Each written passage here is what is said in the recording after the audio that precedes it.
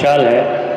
आपके सामने एक गज़ल प्रस्तुत कर रहा हूँ। वास्तव में देखा जाए तो गज़ल उर्दू अदब की वो विधा है जो इश्क और मोहब्बत पे लिखी जाती है, मगर हमारे पुरखों ने इसमें प्रयोग किए हैं। अब ये इश्क के अतिरिक्त अन्य पर भी लिखी जाने लगी है, तो वही एक कोशिश है। देखिएगा। साथी साथी तुम्हारा मतलबी निकलेगा, साथी तुम्हारा मतलबी निकलेगा, साथ देने वाला अजनबी निकलेगा, साथ देने वाला अजनबी निकलेगा।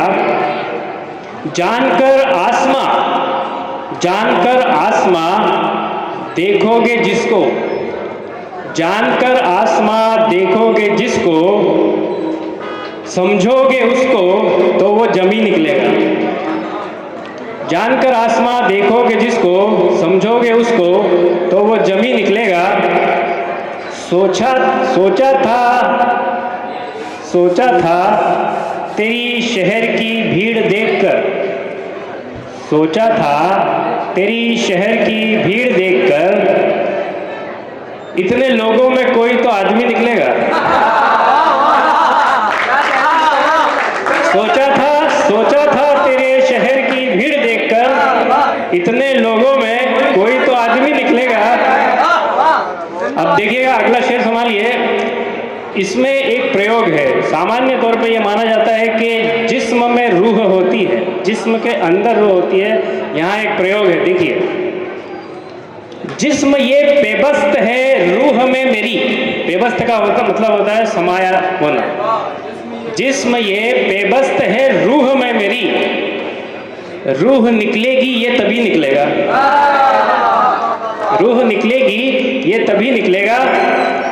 तमाम दुखों को, आखिरी शेर, तमाम दुखों को झेलोगे जब हंस के, तमाम दुखों को झेलोगे जब हंस के,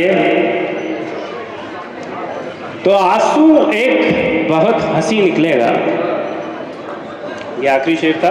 अब एक गज़ल, जैसा मैंने कहा इश्क पे लिखी जाती है, तो ये इश्क पर ही है। समझिए, इसे पढ़ रहा हूँ। ये दिल दुनिया में उसके साथ कहीं लगता था, ये दिल दुनिया में उसके साथ कहीं लगता था। एक कोई था जो मेरा कुछ नहीं लगता था, एक कोई था जो मेरा कुछ नहीं लगता था।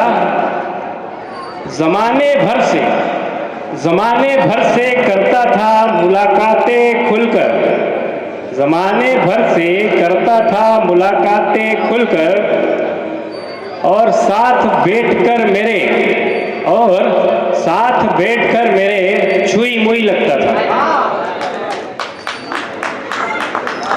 कर देता था अक्सर मेरी गलती को ठीक, जानिब विशाल, कर देता था अक्सर मेरी गलती को ठीक, उसको मैं हमेशा ठीक ही सही लगता था। मुझको रही आदत तन्हा जीने की, मगर मुझको रही आदत तन्हा जीने की, मगर गुजरा उसके बिन एक दिन कई लगता था। अब देखिए, अगले शेर में दो पर्यायवाची कह सकते हैं, सिमिलर साइनोनिम्स बोलते हैं, मगर उनके अर्थ अलग होते हैं। आप भी जानते हैं कि पूर्ण पर्यायवाची नहीं होते हैं, तो उनका उपयोग किया है मैंने। उर्दू के दो शब्द आएंगे, लफ्ज़ आएंगे, आप देखिए, संभालिए। यूं तो मिले रहनुमा तमाम इस दुनिया में मुझको, यूं तो मिले रहनुमा तमाम दुनिया में मुझको, पर दिल को अपना रहबर बस वही लगता था। अब देखिए, इसमें आपको दोनों के अर्थ बता देता हूँ।